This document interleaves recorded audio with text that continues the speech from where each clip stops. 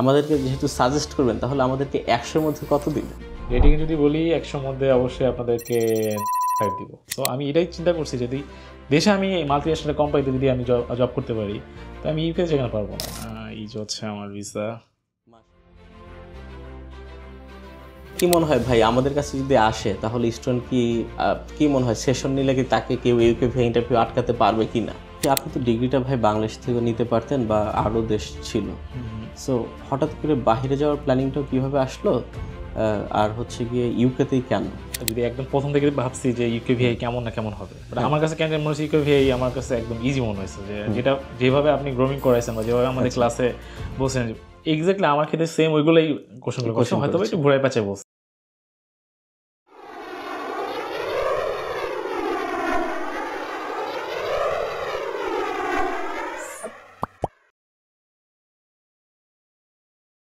আসসালামু আলাইকুম, আশা করি সবাই ভালো আছেন। আজকে আমরা খুবই এক্সাইটেড বিকজ আমাদের মাঝে উপস্থিত আছে আমাদের খুবই প্রিয়, ভালো লাগার এবং ভালোবাসার পাশাপাশি খুবই হ্যান্ডসাম এবং ড্যাশিং একটা স্টুডেন্ট, ইউকেতে ভিসা পেয়েছেন। মাহবুব ভাই, আপনাকে কনগ্রাচুলেশনস। থ্যাংক ইউ ভাই। Could you please show us your visa copy?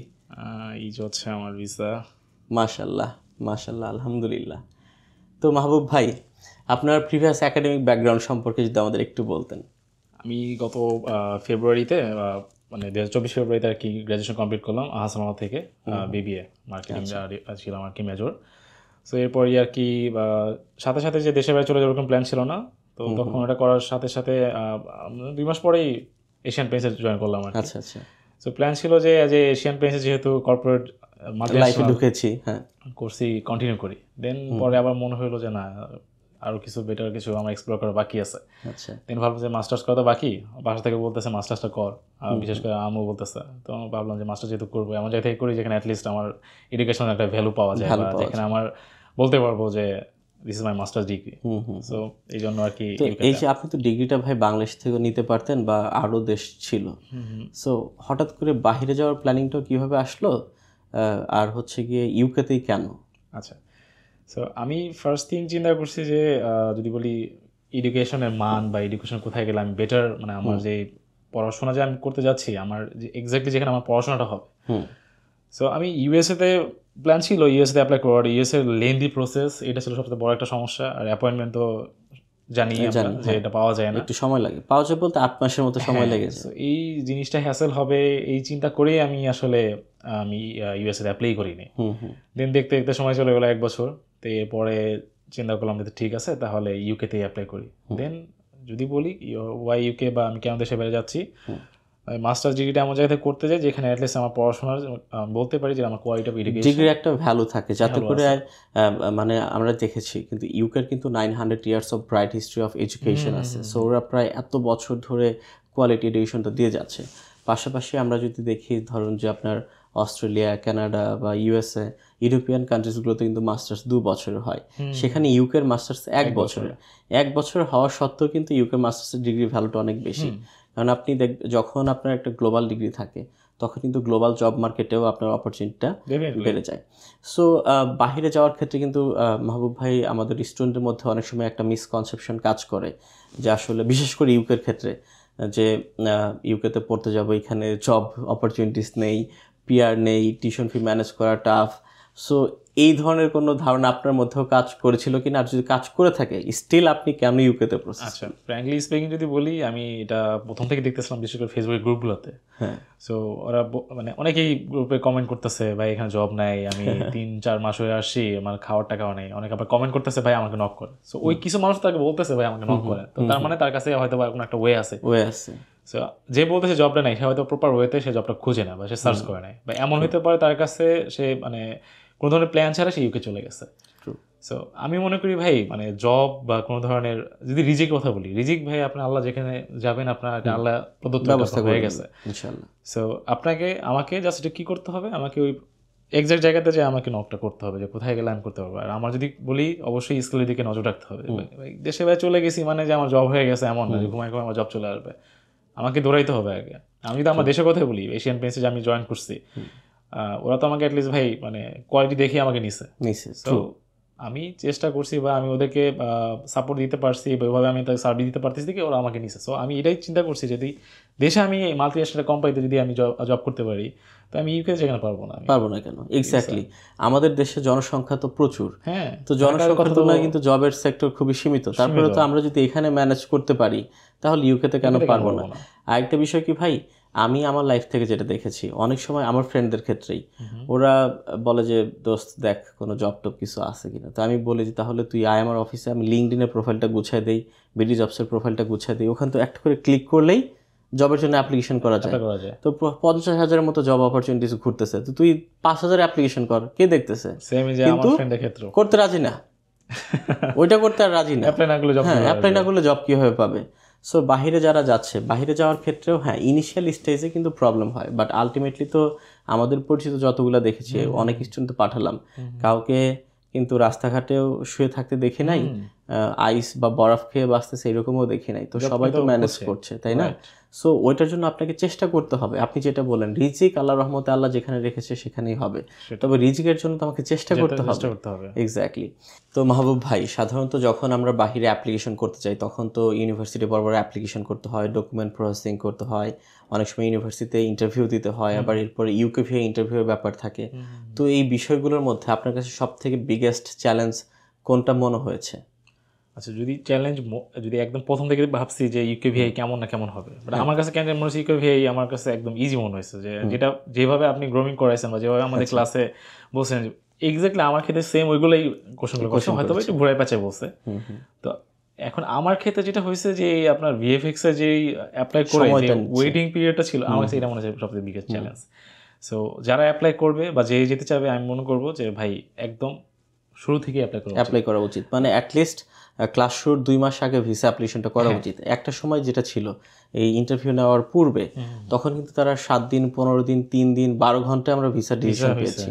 So এখন কিন্তু ইউকেভিএ ইন্টারভিউ নেওয়ার জন্য একটু ডেট সময় দিচ্ছে, মানে প্রায় 2 সপ্তাহ 3 সপ্তাহ, আবার ইন্টারভিউ নেওয়ার পরে কিন্তু আবার 1-1.5 মাস সময় নিচ্ছে ভিসা ডিসিশন দিতে। তো ভাই এই যে প্রসেসগুলো গেল, হ্যাঁ, তো আপনি বিভিন্ন প্রবলেমও হয়তো ফেস করেছেন, এর মধ্যে এই পেনম্যান আপনাকে কিভাবে সহযোগিতা করেছিল? এটা ভাই সবচেয়ে মজার বিষয় হচ্ছে, আপনি তো ছিলেনই আমাদের যে সেশন, যখনই প্রয়োজন হয়েছে আপনি গ্রুপে বলছেন যে ভাই এই আজকে ইউকের জন্য এইভাবে সেশনটা হবে। সো আপনার যদি বলি, আপনার দেখানো পথ বা আপনি যেভাবে আমাদের গাইড করছেন, এটা অনেক হেল্প করছে আমার জন্য। আর যদি আপনাদের বলি পেনম্যান থেকে সাপোর্ট, ভাই এটা সবসময় থাকবে। আয়দার ভাই, তারপর হচ্ছে সজীব ভাই। সো মন থেকে ভাই আপনাদেরকে ভালোবাসি, সত্যি কথা বলতে, বুঝছেন? সো আমার যদি কোনো ফ্রেন্ড বা কেউ যদি বলে কখনো, আমি অবশ্যই আপনাদেরকে সাজেস্ট করবো। আমাদেরকে যেহেতু সাজেস্ট করবেন, তাহলে আমাদেরকে 100-র মধ্যে কত দিবেন? রেটিং যদি বলি 100-র মধ্যে অবশ্যই আপনাদেরকে 95 দিব। মাশাআল্লাহ, মাশাআল্লাহ, থ্যাংক ইউ সো মাচ ভাই। এখন আমরা জানি যে যখন কোনো স্টুডেন্ট, হ্যাঁ, বিশেষ করে বাংলাদেশের সিনারিওতে যদি বলি, তাহলে যখনই অ্যাপ্লিকেশন করতে যায় তাকে হয়তো বা অধিকাংশ ক্ষেত্রে কিন্তু কোনো এজেন্টের কাছে তারা যায়, এবং এজেন্টের কাছে গেলেই কিন্তু একটা ট্রাস্ট ইস্যু কাজ করে। সো আপনার ক্ষেত্রেও এরকম কোনো প্রবলেম বা ট্রাস্ট ইস্যু কাজ করেছিল কিনা? তাহলে হচ্ছে ধরেন, প্রথমত অনেক এজেন্সি হয় যারা অ্যাডভান্স টাকা নেয়, যে বলে ভাই আপনি করতে থাকেন বা আমাদের থ্রুতে পেমেন্ট করেন। সো আপনাদের ইন থেকে কখনোই আমার এরকম বলা হয় নাই যে ভাই আপনি আমাদের ব্যাংকে পেমেন্ট করেন বা আপনি আমার কাছে অ্যাডভান্স টাকা দেন। সো এই জিনিসটা আমি বলবো যে আপনাদের কাছে ভাই শতভাগ ট্রাস্টেড। আর যদি কখনো কেউ চিন্তা করে যে না, সে নিজের কার্ড দিয়ে করতে পারতেছে না, সেক্ষেত্রে যদি বলি ট্রাস্ট আপনাদের ক্ষেত্রে 0 টলারেন্স, একদম কোনো ধরনের। আমরা চাই সাধারণত যে যার পেমেন্ট তার অ্যাকাউন্ট থেকেই হোক, নিজের কার্ড থেকেই হোক, কারণ রিফান্ডের ব্যাপার আছে। সেই জন্য ইন থেকে ভাবে যে না আমি আমার কার্ড দিয়ে করছি, এক্স্যাক্টলি, স্বচ্ছতার ব্যাপার আছে। তো সে তার জায়গা থেকে সেফ থাকলো, স্বচ্ছ থাকলো, মেন্টালি ঠান্ডা মাথায় থাকলো। আর যদি তারপরেও সাধারণত কারো কোনো প্রবলেম হয়ে যায়, সেক্ষেত্রে আমরা চেষ্টা করি তাকে সর্বাত্মকভাবে অ্যাসিস্ট করতে, যাতে তার কোনো প্রবলেম ফেস না হয়। এখন মাহবুব ভাই, আমি আপনাকে জিজ্ঞাসা করবো, স্টুডেন্ট যে এজেন্সিরই হোক না কেন, সে তো দিন শেষে আমাদের বাংলাদেশের স্টুডেন্ট।